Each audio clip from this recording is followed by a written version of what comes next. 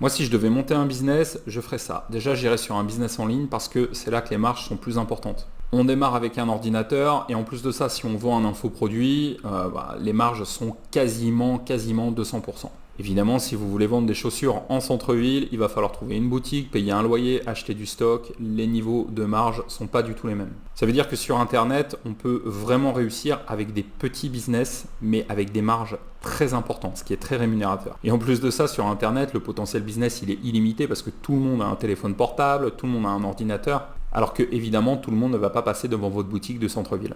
Donc j'irai sur un business en ligne et probablement un business en ligne de vente de formation. Ensuite j'appliquerai la théorie de la pioche. Alors la théorie de la pioche c'est quoi? Vous avez déjà vu ces espèces de western, genre il y avait There Will Be Blood où on voit un gars, donc on est aux États-Unis à l'époque des westerns et on commence à piocher partout pour trouver du pétrole. Et donc le gars il pense qu'il y a un endroit où il y a du pétrole, il sort sa pioche et il fait sa brèche. Il tape toujours au même endroit et à un moment à force de taper au même endroit, bam, le pétrole commence à jaillir.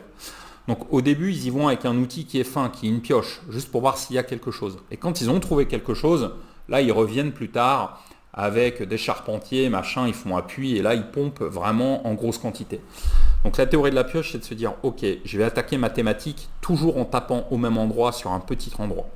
Je prends un truc tout simple, une thématique énorme. Prenez l'immobilier. Okay, l'immobilier, je crois qu'il y a 20% des Français, je ne pensais pas, j'étais étonné quand j'ai vu la stat, 20% des Français qui à un moment ou à un autre de leur vie vont faire un investissement locatif immobilier. Donc ça concerne des millions de personnes. Le potentiel business, il est énorme. Mais justement, quand le potentiel business, il est énorme, ça amène plein de gens qui font tous la même chose. Tout le monde lance son blog sur l'immobilier, tout le monde lance sa chaîne YouTube sur l'immobilier, tout le monde dit les mêmes trucs. Donc moi, théorie de la pioche, j'arriverai avec un message unique et je parlerai uniquement de la négociation IMO. Je ferai négo IMO avec le notaire, négo IMO avec les acheteurs, les vendeurs, avec les agents immobiliers, avec les courtiers. J'enseignerai toutes les astuces pour bien négocier son immobilier. Donc vous voyez, c'est ça la pioche. Je tape à un petit endroit tout le temps au même endroit. Et quand vous allez sur une plateforme et que vous commencez à créer du contenu qui va tout le temps tourner autour de ce genre d'endroit, vous amenez de la différenciation, vous devenez unique. Ok, sur YouTube, des chaînes qui parlent de l'IMO, il y en a plein, et des chaînes qui parlent de la négo IMO, il n'y en a pas beaucoup ou presque pas. Ou alors c'est juste une vidéo à droite à gauche. Donc ce que je ferai moi, c'est que je ferai des vidéos de 30, 40, 50 minutes uniquement, de très longues vidéos qui parlent de négociation immobilière. De cette façon, les gens qui sont sur YouTube, qui s'intéressent à l'IMO, à un moment ou à un autre, YouTube va leur suggérer ma vidéo. C'est obligé. Si j'ai des longs contenus bien qualitatifs, du genre les 50 erreurs les plus communes en négociation immobilière, ou alors du genre les techniques du loup de Wall Street appliquées à l'immobilier, ou alors les techniques du loup de Wall Street appliquées à la négociation immobilière, c'est sûr qu'en faisant ça, la pompe à trafic va s'amorcer. Donc je renvoie ce trafic vers un site internet pour que les gens s'inscrivent à une newsletter. En échange, ils reçoivent un petit bonus PDF ou une petite vidéo gratuite. Ça, c'est du classique. Et ma newsletter, elle monte. Ok, et je me dis, ok, la première année, théorie de la pioche, je parle que de la négo immobilière pendant 1 an. Et après, on verra, je me pose la question. Soit je reste dans cette thématique-là, soit j'élargis. Mais pour exister, au début, c'est fondamental de ne pas faire une chaîne ou un blog immobilier de plus. Donc, bam, théorie de la pioche. Ensuite, ce que je ferai, c'est que j'irai chercher de la crédibilité. Les gens, ils n'achètent pas vos formations parce qu'ils ne vous croient pas. C'est pas parce que vos produits sont mauvais ou que vous êtes un mauvais formateur. Les gens, ils ne vous croient pas parce que sur Internet, il y a trop de requins. Il y a trop de gens qui vendent de mauvaises formations en faisant passer ça pour des produits miracles. Et donc, les gens se méfient, c'est humain. Donc, il faut aller chercher de la crédibilité. Donc, ça va passer par vos contenus gratuits, mais il faut aussi aller chercher du témoignage. Et pour obtenir du témoignage, le mieux, c'est d'offrir du gratuit. Tout le monde pense au contenu gratuit, blog, YouTube. Tout le monde est OK pour offrir gratuitement un petit PDF ou une petite vidéo quand on s'inscrit à une newsletter. Mais jamais personne pense à offrir son temps avec des coachings gratuits. Pourtant, ça, c'est le meilleur moyen de vous lier à votre thématique, de vous faire une réputation et surtout de récolter du témoignage. Donc moi, ce que je ferai, c'est au début, dès qu'une personne s'inscrit à ma newsletter, je lui enverrai un petit mail. Salut Sophie, tu t'es inscrit, merci beaucoup. Moi, je te propose un petit coaching gratuit, j'ai rien à te vendre. La seule chose que je te demande, il n'y aura pas de tentative de vente de formation, pas de tentative de vente d'e-book, pas de tentative de vente de coaching, promis, juré, craché. La seule chose que je te demande, et ça sera le seul prix pour toi, c'est un petit témoignage audio, écrit ou vidéo. Franchement, si vous récoltez des témoignages vidéo, c'est canon. Et attention, il faut leur dire que c'est des témoignages non prénoms, ce n'est pas des témoignages anonymes. C'est des vrais beaux témoignages de valeur que vous pourrez mettre sur votre business en ligne pour montrer votre crédibilité et inspirer confiance. Et donc vous faites ça, ok? Les premiers mois, voilà, vous passez, je sais pas moi, 3 à 4 heures par semaine à faire vos coachings. Alors on va faire un petit calcul, mais imaginez que vous n'ayez pas beaucoup de temps et vous vous dites, ok, je veux seulement mettre 2 heures par semaine là-dessus, j'aurai pas plus que ça. Le samedi matin, de 10 à 12, ok, j'ai un creux dans mon emploi du temps, je vais faire ça.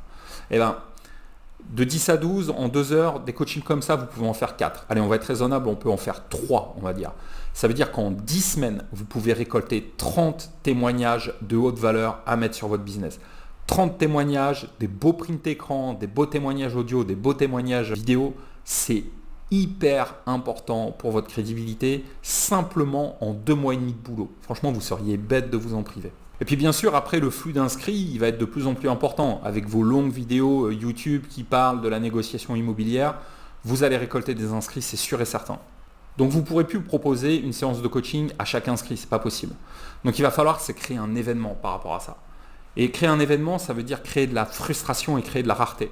Donc tous les mois, vous envoyez un petit email à votre liste et vous dites « Hey, je rouvre 5 ou 6 créneaux gratuits ce mois-ci ». C'est les 5 ou 6 premiers qui envoient un email qui seront servis. Les autres, désolé, mais je ne peux pas en faire plus que ça. Évidemment, vous allez recevoir des dizaines et des dizaines d'emails. Ces emails-là, les adresses, vous les gardez précieusement pour plus tard. Okay, et donc, vous continuez à faire vos petits coachings gratuits. Ça va vous apprendre ce qu'attend votre audience, ça va vous apprendre à connaître les personnes, ça va vous donner une vraie expertise et une vraie crédibilité et un vrai lien avec l'audience. Et à côté de ça, vous allez commencer à réfléchir à votre formation. Donc, vous allez créer votre formation en ligne. Et puis, ce que vous allez faire quand elle sera prête, c'est renvoyer un petit email à tous les gens qui ont postulé. Tous les gens qui ont postulé, ils ont des projets IMO, ils sont demandeurs d'informations. C'est donc des prospects qui sont hyper chauds pour vendre des produits. Et vous allez leur dire « Salut Sophie, salut Paul, voilà, tu avais postulé un coaching gratuit, malheureusement, on n'a pas réussi à trouver de la place parce que j'ai tellement de demandes, je ne peux pas les faire pour tout le monde. Mais voilà, j'ai pensé à toi, j'ai créé ma grande formation sur la négociation immobilière, c'est la version bêta. Pour te remercier, je voulais te la proposer à moitié prix, simplement en échange. Est-ce que tu pourras me faire un retour sur les points d'amélioration ? Est-ce que tu pourras me faire un petit témoignage ? Et là, c'est reparti. Non seulement vous recevez des pistes d'amélioration pour que votre produit soit vraiment parfait, mais en plus de ça, vous recevez des témoignages que vous allez pouvoir remettre sur votre future page de vente. Et là, vous êtes prêt à lancer. En 1 an, avec cette stratégie, vous allez pouvoir vendre vos formations. L'essentiel au début, c'est de se dire que pendant la première année, vous serez niché. Faites pas un blog qui va parler de développement personnel, faites un blog sur l'électrosensibilité ou la gestion et la prévention du burn-out. Faites pas un blog sur l'entrepreneuriat en général, faites un blog qui explique comment on fait tourner une crêperie. Faites pas une énième chaîne YouTube qui donne des conseils de golf, faites une chaîne YouTube qui est orientée sur le mental dans le golf. Tapez toujours au même endroit pour faire votre crédibilité et votre réputation et exister sur Internet. Dans 1 an, vous vous posez la question, ok, je reste spécialiste ou alors j'élargis un petit peu. Et vous verrez bien en fonction des résultats que vous avez et de ce que vous ressentez. Je ne peux pas vous le dire maintenant, ça serait faire de la boule de cristal et honnêtement, j'en sais rien. Alors évidemment, ce n'est pas la seule manière de lancer un business en ligne, c'est une manière parmi plein d'autres, mais moi c'est celle que je ferai. Si vous voulez aller plus loin sur les sujets de l'infoprenariat, de la vente de formation, des blogs, des chaînes YouTube, rejoignez ma newsletter. Pourquoi ?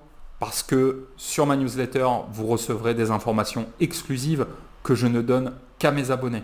En plus de ça, vous recevrez 2 formations offertes en bonus. Voilà, tous mes vœux de succès pour le lancement de votre business dès maintenant.